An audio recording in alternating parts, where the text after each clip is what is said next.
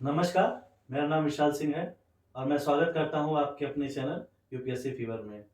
आज हम इंटरव्यू की श्रृंखला में फिर एक बहन अपनी और आपकी बेटी का इंटरव्यू लेंगे, क्योंकि किसी महान शख्स ने कहा है कि ज़रूरी नहीं कि रोशनी चिरागों से हो, बेटियाँ भी घर में उजाला करती हैं। तो आइए स्वागत करते हैं अपनी बहन और आपकी बेटी अवंतिका सिंह का। नमस्कार अवंतिका। मुझे यह बताते हुए काफ़ी हर्ष हो रहा है कि अवंतिका ने अपने प्रथम प्रयास में बिना किसी कोचिंग के सेल्फ स्टडी से जीआरएफ का एग्ज़ाम क्लियर किया है। जीआरएफ का एग्ज़ाम हर साल लगभग 10 लाख लोग परीक्षा देते हैं, जिसमें से 2% परीक्षार्थी ही उसे उत्तीर्ण कर पाते हैं, जिसके लिए मैं अवंतिका को ढेर सारी शुभकामनाएं बधाई देता हूँ। सबसे पहले अवंतिका, आपको ढेर सारी शुभकामनाएं और बधाई। धन्यवाद भैया।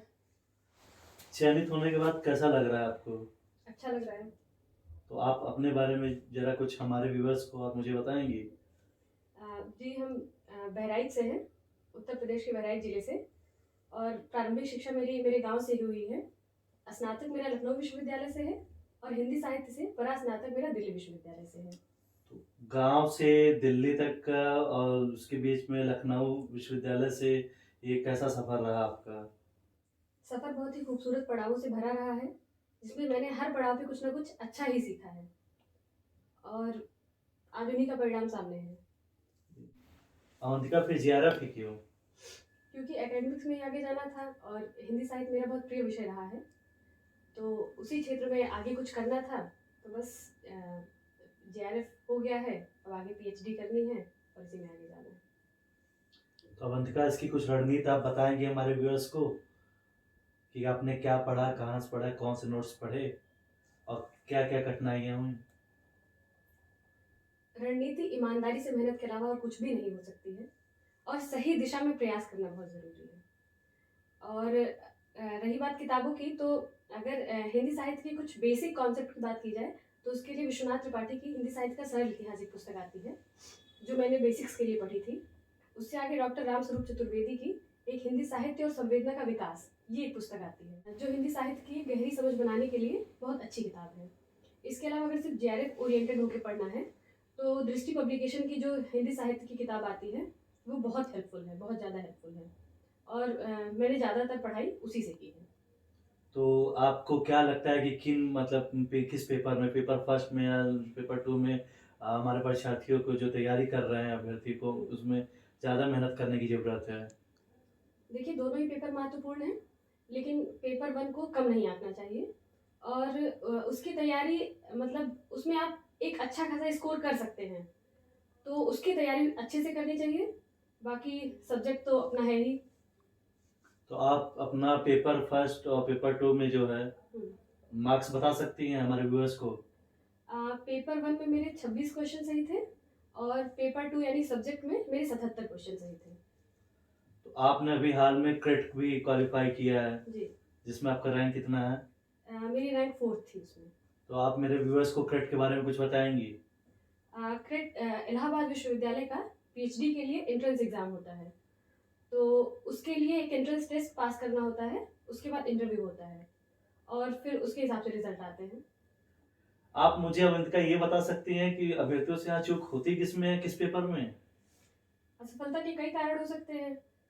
पेपर 1 को ज़्यादा तरजीह ना देना, या सब्जेक्ट पे उतनी कमांड ना होना जितनी आवश्यकता है उतनी, क्योंकि अब सब्जेक्ट में क्वेश्चन बहुत फैक्चुअल नहीं पूछे जाते हैं, एक समझ मांगता है अब ये, मतलब एग्ज़ाम, तो सब्जेक्ट की गहरी समझ होना बहुत ज़रूरी है।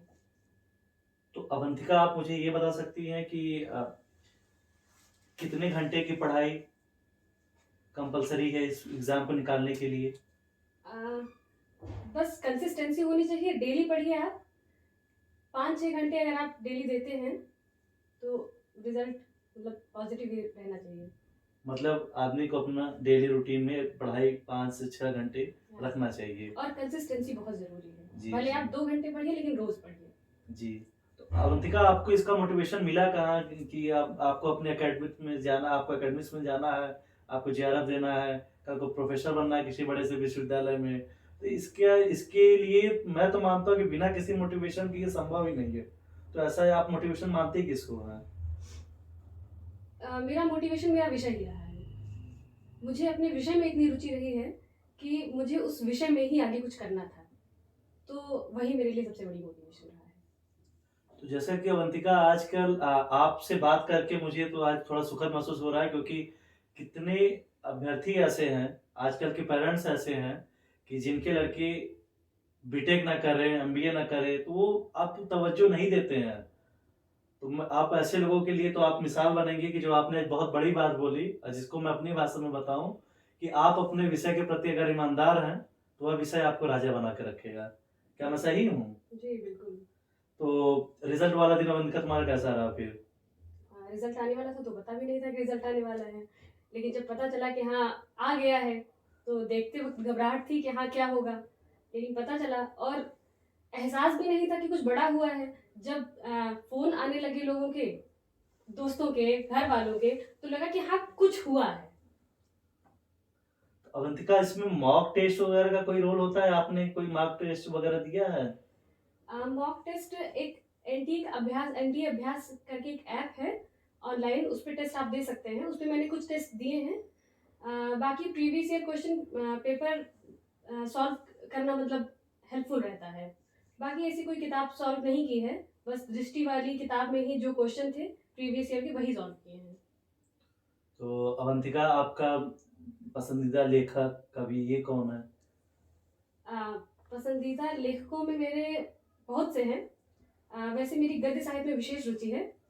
काव्य भी पसंद है, लेकिन गद्य पढ़ना मुझे ज़्यादा पसंद है। और बाकी आगे का साहित्य बहुत प्रिय रहा है मेरा। निराला की रचनाएं बहुत पसंद हैं, और तुलसी, कबीर, सब इन सब का साहित्य बहुत पसंद है। तो आप उनकी कोई एक दो लाइन जो आप हमारे व्यूअर्स को बता पाएं। सर्वेश्वर दयाल सक्सेना की एक लाइन है जो मुझे लगता है हर नए अभ्यर्थी के लिए बहुत आवश्यक है कि लीक पर वो चले जिनके चरण दुर्बल और हारे हैं। लीक पर वो चले जिनके चरण दुर्बल और हारे हैं। हमें तो जो हमारी यात्रा से बने ऐसे अनिर्मित पंथ प्यारे हैं। वाह। तो अवंतिका, मैं एक सवाल और तुमसे पूछना चाहता हूँ। कभी ऐसा लगा हो जीवन में कि शायद ना हो पाए? क्योंकि हम तैयारी के दौर में जब भी होते हैं तो कई बार हमारा मनोबल घटता है, ऐसा नहीं कि हमेशा बढ़ता ही है, क्योंकि संघर्ष में होता है आदमी। तो कभी ऐसा लगा कि नहीं हो पाएगा? हाँ, तैयारी के दौरान अक्सर लगता रहता है।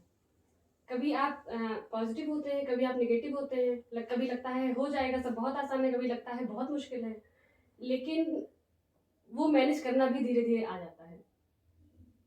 तो अगर कोई बहुत ज़्यादा परेशान है अपनी तैयारी के दौरान में, आज उसको लगा कि नहीं हो पाएगा, उसने गलत चुना, तो ऐसे में आप क्या सुझाव देंगे कि वह क्या करे, या उसका रूटीन आपका क्या होता था?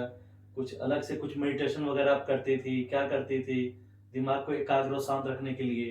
क्योंकि तैयारी का जो दौर होता है, हमें भी पता है, क्योंकि हमारे भी चैनल ये है यूपीएससी फीवर, तो हम इस चीज़ को अच्छे से भली भांति समझते हैं कि आदमी कभी कभी अवसाद में जाता है।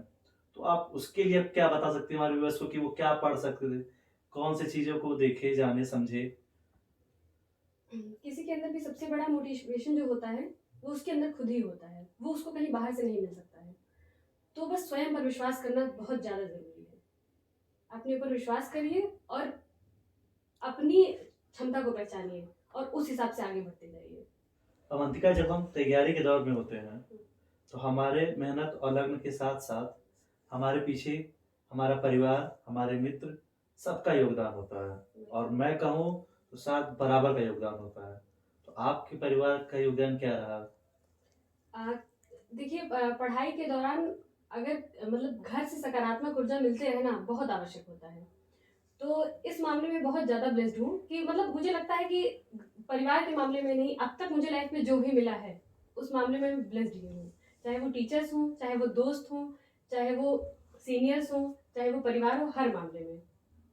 वैसे तो घर में सभी का बहुत ज़्यादा योगदान रहा है पढ़ाई में। सबसे सबसे हमेशा कुछ पॉजिटिव ही मिला है।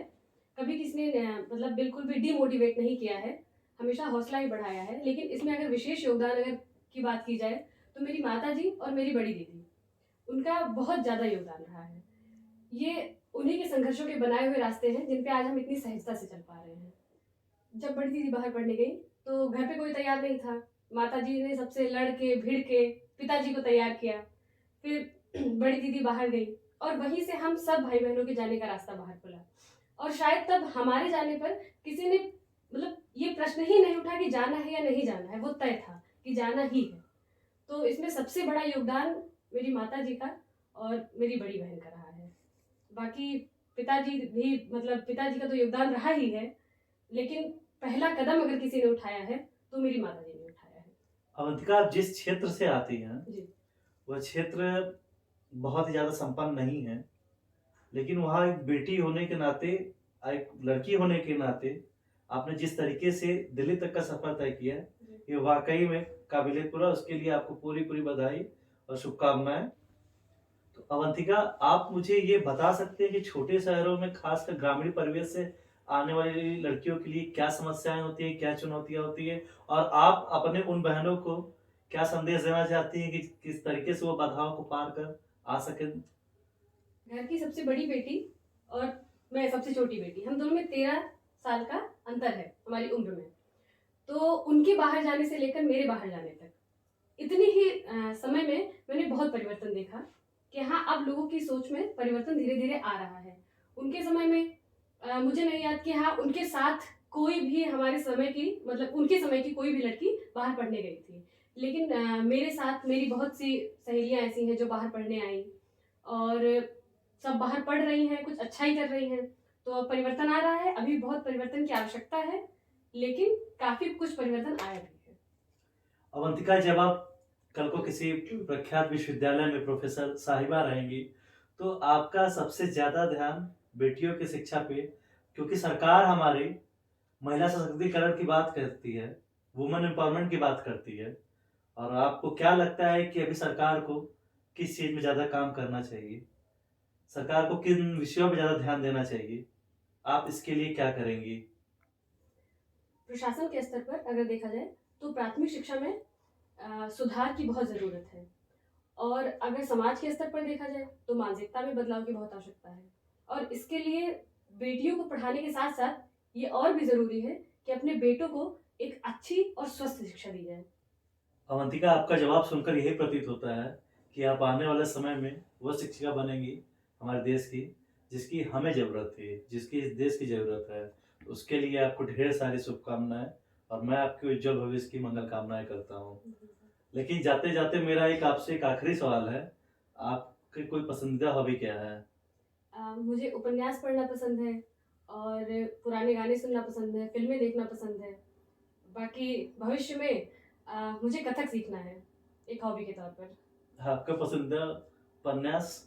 अज्ञे का शिखरिक जीवनी, यशपाल का दिव्या, रवीन्द्रनाथ टैगोर का गोरा, ये मेरे कुछ प्रिय उपन्यासों में से हैं। जानकर ये बढ़िया लगा कि पढ़ने वाले बच्चों के भी ऐसे हॉबीज़ होते हैं। तो ढेर सारा शुक्रिया आपका अवंतिका, अपना समय देने के लिए, और मैं आपके उज्जवल भविष्य की मंगल कामना एक बार फिर करता हूँ। धन्यवाद भैया। आपका भी शुक्रिया कि आप अब तक यहाँ बने हुए हैं। अगर आपको ये वीडियो पसंद आया हो तो लाइक करें, चैनल को सब्सक्राइब करें और शेयर करें, और आने वाले समय में हम ढेर सारा वीडियो और इंटरव्यूज़ आपके लिए लाते रहेंगे। धन्यवाद।